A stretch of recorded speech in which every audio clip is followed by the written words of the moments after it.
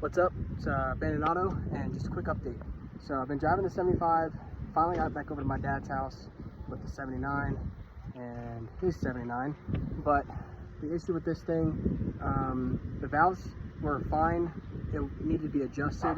I adjusted the rocker arms and everything. That fixed that problem. Fuel pump was bad too, so I got a new fuel pump, put a pressure gauge on it, and I was only getting like, I think it was 1.5 to 2 PSI. So got a new fuel pump on it, drove it over here, and it was still having issues. So I swapped carbs with this truck. 2 identical carbs, swapped them. Now this truck runs great. So I have a little update for that. Well, I was waiting, but my dad picked this up today. 4-barrel at a rock. That's going to be going on my 75. I'm going to order a 4-barrel intake. That was the dream on it. 4-barrel carbon intake, but I didn't have the funds for the $2,000 budget. So my dad picked that up and we made a deal. I'm swapping bench seats on this truck with his, and I'll get that carburetor.